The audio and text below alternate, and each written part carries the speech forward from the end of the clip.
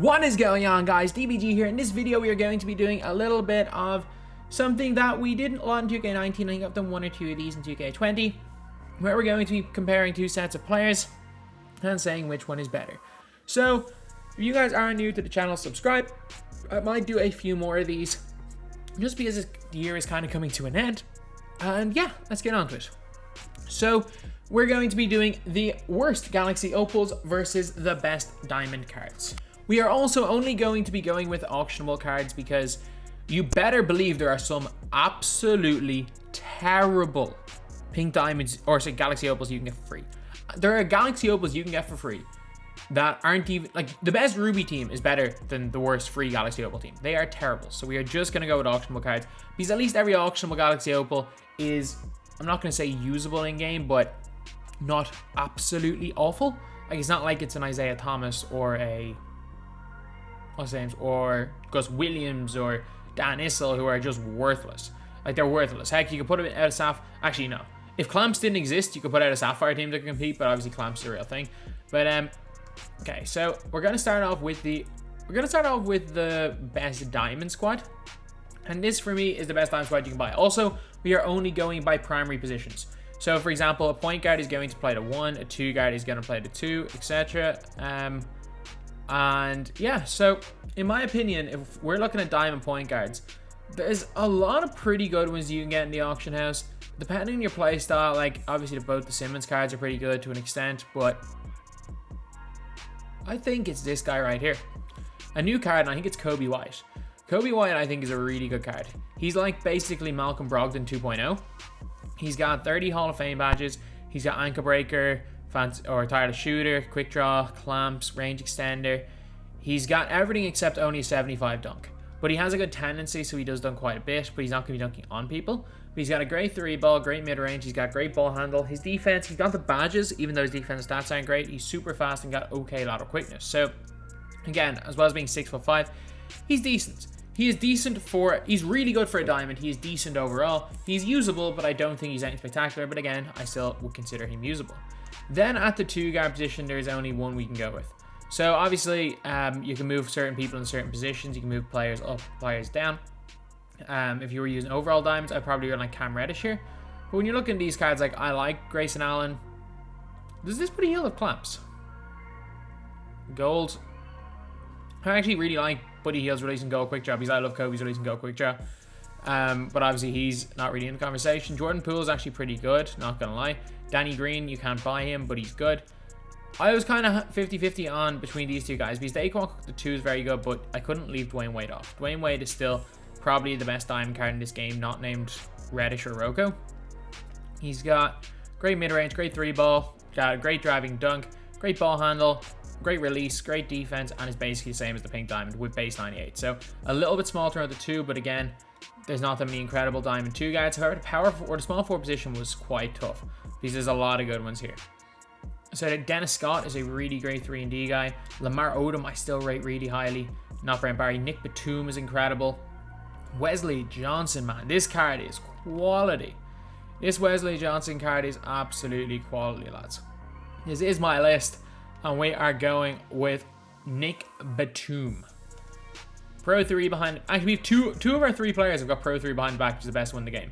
Nick Batum goes to the basket well. He's a great defensive card. Hits wide open very well, and is just a fantastic card in my opinion. Plays both ends of the floor and is super length at 6'9" and can play the 2.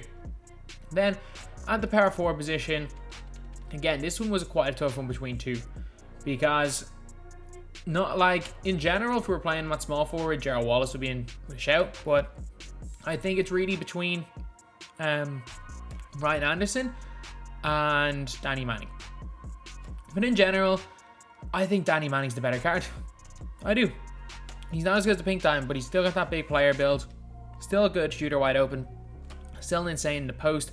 Not great on defense, but he's moderately good, moderately fast, and overall is just a kind of solid role player, especially for a diamond. Then the center position was a really tough one because if we went with Amethyst, like you better believe, like I'd have Mo Bamba, Jochi, Marvin Bagley all over this guy right here. But when we go to diamonds, I don't know. There's something about what's his name, Harry Giles, who most people have there. He feels weaker then he feels as weak as Mo Bamba, except he doesn't have the extra long wingspan to make up for it. Then there's like No Clams Ilgauskas. Boban's not good. So we went with Sean Bradley. Sean Bradley is 7'6", actually has pretty good hop step, good animations, and has a really, really easy jump shot. His jumper is so easy. So if he's wide open and he's on the 3-point line, not spotting up from Limitless, he will hit that shot more often than not. Got a really good block rating as well. Actually, okay perimeter defense. And he's 74 lateral quickness. He's not that slow for a 7'6" player. He's slow, but he's like way better than Mirasan. So he's going in. So anyway, now we're going to get on to the highlights for this team. You see the drippy, I'm fitted up. Hop in my car and the giddy up. Secure the bag, yeah, I get the bus. Pick it up, pick it up, pick it up. You see the drippy, I'm fitted up. Hop in my car and the giddy up. Secure the bag, yeah, I get the bus. Pick it up, pick it up, pick it up. Ooh, I've been on the flex since flex zone. Neighborhood all in your eardrums. I ain't never scared like Bone Crush. Boy, I got God, don't fear none. My line busy, take no calls. Feels like I don't have no flaws. Snakes in the grass, cut those off. Yo, squad shady, my bros raw. No breaks, we go, go, go, go, go. Throw shade, that's a no, no, no, no, no. Go high, go low, low, low. Like spinning in a 644. Cash money like 504. Ball like AD24. No sleep, need more, more, more. Pick it up, pick it up, pick it up, pick it up. You see the drippy, I'm fitted up. Hop in my car and the giddy up. Secure the bag, yeah, I get the bus. Pick it up, pick it up, pick it up. You see the drippy, I'm fitted up. Hop in my car and the giddy up. Secure the bag, yeah, I get the bus. Pick it up, pick it up, pick it up. Ooh, I'm a real one, my day ones. Try to speak up, can't say none. Try dig dirt, there ain't none. I make the money that save up. 10 to 80, my save ons. Take to the top from the baseline. New car, race on. Fast lane, pace on. With the booyah, that's a flex. Not a human, I am from another planet. I'ma teleport, might vanish. I'ma wake up, do damage. Now we are going to go on to the worst Galaxy Opals. So at the point guard position, this is a fairly obvious one. There's a lot of not great Galaxy Opal point guards, but I personally think this is a very, very obvious inclusion. It's Trae Young. This card's not very good. He can kind of score, like goal clamps, not the fastest, only 50 badges. Yeah, he can shoot the 3-ball, that's about it. Can barely dunk, just not a good card. And tiny at 6'2". Can't play defense either. And then at the 2-guard position, this was a really tough one because I kind of regret my choice. I think that like recency bias on how much I hate this card has kind of came into effect because I was considering McGetty, I was considering Jerry Stackhouse. Hindsight, I probably should have put Devin Booker in. But I thought, okay, Devin Booker will at least hit wide open jumpers, so I put in Vince Carter. I think this card is terrible, lads. I think he's terrible. Only 37 hops, a not good release. Yeah, he can dunk and is pretty okay behind the back, but he's not. He just feels slow, he feels clunky. However, if I was to make this again after the gameplay, I would probably use Devin Booker. Then we've got the small forward position. Again, I don't think there's much of a question about this. The small forward Galaxy Opals are all pretty good. Like even Page is good, Melo is good. Like all of these cards right here are good players. They are. So I'm gonna go Sean Marion because his release is wonky. Like that's the only reason. Like Marion has an okay behind the back and okay between the legs, but he's undersized. And yeah, regardless of his stats, his release is terrible, lads. It's terrible. So yeah, regardless of badges, regardless of stats, I gotta put Marion in the worst squad. And then at the power forward position, this is where we start to get weak. Like these power forwards, some of them are bad. Some of them are really, really bad. So like when we're looking at this, it's between these two right here. It's between Boozer and Brand. And honestly, it doesn't matter which one you pick. But the reason why I picked Elton Brand, actually they're basically the same 3-ball. It doesn't matter. It actually doesn't matter. I just think Elton Brand just felt worse when I used them in the game in a gameplay. So I put in Elton Brand, who's just terrible. And at the center position, because this is kind of a tough one, because you could go for Sabonis, because in general doesn't do much, but he can hit a wide open jumper, which for my playstyle would be too good for this list. I was very tempted to put Patrick Ewing in this squad because he is awful.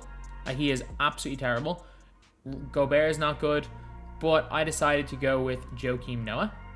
And Joakim Noah is not as bad as I thought. I'm going to say this right now. He is not as bad as I thought. He moves kind of well, and his behind the back isn't terrible.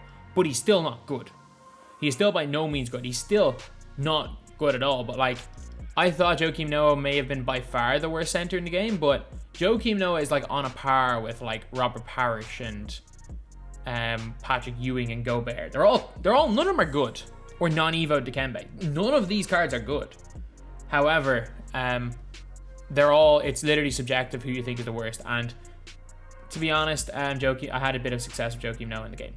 So anyway, now we're going to get into the highlights for the worst Galaxy Opal team. No drip, this tell him run it on. No sleep, no rest. Might crash, might wreck. But first I stretch. Tell him run it on.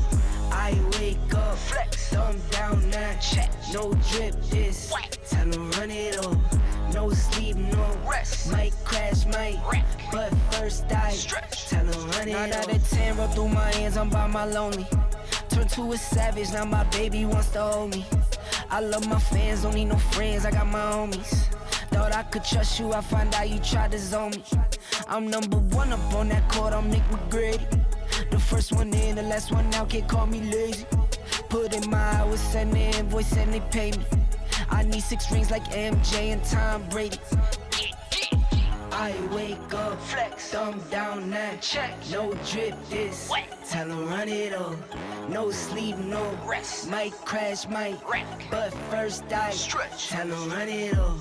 I wake up, flex, thumb down, now check. No drip, this tell him run it on.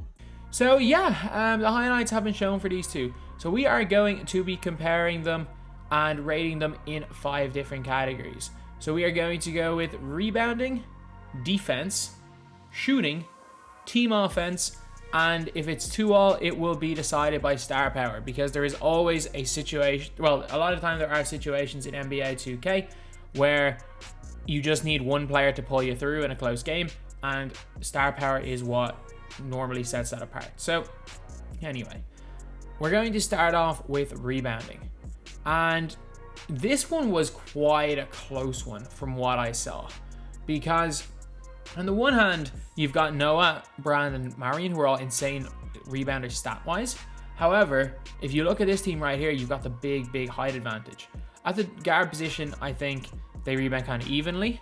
Carter's a better rebounder than Wade, White's a better rebounder than Young. But I genuinely do think that this is a really tight one.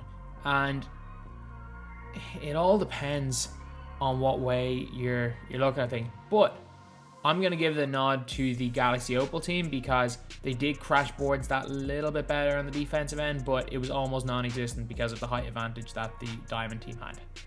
Now we are going to go with defense. So this honestly comes, I think defense-wise, Vince Carter and Wade are even. I think Kobe White's a better defender than Trae Young. I think Batum and Sean Marion are even. I think Elton Brand and Danny Manning are pretty even. Mainly because these guys are better stats-wise, but these guys have got better length, which is a huge factor. It really comes down to if you would rather have a giant rim protector or if you would rather have someone like Joakim Noah who can play lanes and run around a bit, because Noah can do that quite well and he is very mobile. So for my personal playstyle, I'm going to give the edge to the worst Galaxy Opal squad. I'm going to give the edge mainly because I think it's even up until the center position. I do think that Noah is that bit of a better defensive player than Sean Bradley. So now we are going to shooting, and this is a no-brainer. Bradley can shoot, Noah can't. Manning can shoot way better than Elton Brand. Batum can shoot way better than Marion. Wade's a way better shooter than Vince Carter. And Trae Young is the better shooter, but in a 4-1, this in a not even close one, the best Diamond team wins. Now we are going to go on to just team offense. So obviously, Trae Young has the ability to be a peak shooter. Not a great one, but he has that ability. Vince Carter can go to the basket not particularly well, and he's not a particularly great peak shooter. On offense, Sean Marion brings very little. On offense, Joakim Noah can run around slow centers, I guess. And Elton Brand brings nothing. Like Noah, because he got an okay behind the back and he moves quite well and he feels fluid in his movement, brings more on offense than Elton Brand. So this team right here, it was a struggle to find ways of scoring unless I just ran in a straight line. And these guys right here, you've got 3 guys with elite behind the backs in Kobe White, Dwayne Wade, and Batum. So you've got 3 guys that can run if you need to, especially against a weak team. You've got Sean Bradley, who can act as a pick and pop jump shooter, as well as play in the post because he's 7'6". Then you've got Danny Manning, who's a great wide open shooter, as well as that can play in the post. Batum can run, can hit open shots. Dwayne Wade might be the best quick stop shooter in the game, apart from the other Dwayne Wades and Anthony Edwards because of his release. And Kobe White is actually a pretty good shooter, as well as can attack the basket a little bit with decent height and decent sigs. So I think in a not even close one, again, the best team offense goes to this team right here, the Diamond Squad. And now we are on to star power. So in this team right here, I'm going to have to go with Vince Carter. And then Diamond Dwayne Wade is going in for the best diamonds.